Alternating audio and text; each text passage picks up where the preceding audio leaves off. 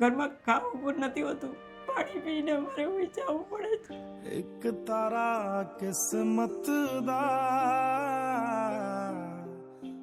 ને બોલતો પણ ઓલું થાય છે કે હું કઈ રીતના કરું. અને દાદી પણ રડો. નહીં. હું હિંમત રાખીને માતાજીના ભરોસે હું બધી કરું છું. મારા હગાથી મદદ લઈને પણ હું મારા હગાને પણ શર્મિંદા કરીને પૈસા મંગાવું. તો પછી દીકરાને શું થયું દાદી?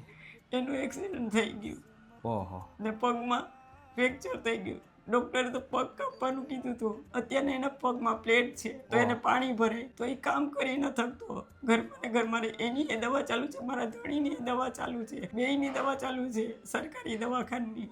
પણ હું કંઈ કરી ન થકતી. ઘરનું કામ કરું કે એ લોકોની સેવા કરું મને એ નથી ખબર પડતી. તો પછી દાદાને શું? એના પગની નસ ઓલી થઈ ગઈ. ડૉક્ટર કે તો કે એ હવે કંઈ કામ નહીં કરી શકે. પેરાલિસિસ. હા, તે એકલા હાથે બધીમાં કેમ પૂગી વળું. સાચી વાત. કામ કરવા જાઉં તો દવાખાનું અટકે, દવાખાનું કરવા જાઉં તો કામ અટકી જાય. આ વિદેશમાં રહેતી કઈ જગ્યાએ દાદી? બેરીનમાં મારો જન્મ છે ને બેરીનમાં અમે રહેતા. પછી અમારા શેઠીએ દુકાન કાઢી નાખીને મારા મા બાપ મરી ગયા છે અત્યારના. ઘરમાં ખાવાના એ ખૂટે છે, કંઈ નથી હોતું. ઓહો. અમારે ભૂખ હોઈ જવું પડે ક્યારેક ક્યારેક તો.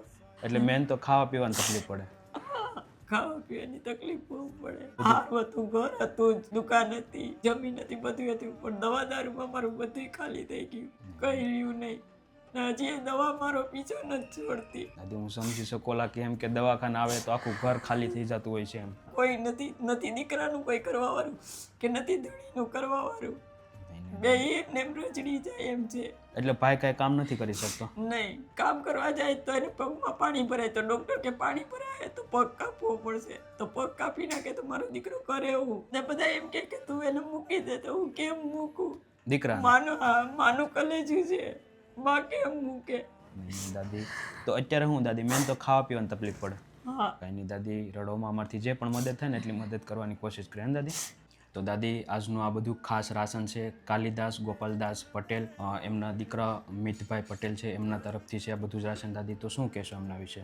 એના વિશે ધન્યવાદ કરું છું. ને ભગવાન એને એવી રીતના જ બધા એની મદદ કરતા રાખે ને બહુ ઘણું એને ભગવાન દે ને અમારા જેવા હોય એને અનાથને મદદ કરે, એનું ભગવાન કલ્યાણ કરે. થેન્ક યુ દાદી. અને ખાસ થેન્ક યુ મિતભાઈ પટેલ કે આજે તમે તમારા સપોર્ટથી તમે આવા પરિવારો માટે જે પણ મદદ મોકલી છે. Thank you so much. ભગવાન તમને ખૂબ લાંબુ અને સ્વસ્થ આયુષ્ય આપે એવી પ્રાર્થના. બસ આવીને આવી રીતે નિરાધાર નિસહાય લોકોને હરહંમેશ મદદ કરતા રહેજો. તો બસ ભગવાન હર જન્મમાં તમને આવી રીતના મદદ કરવાની તમને હેસિયત દે ભગવાન. 100%.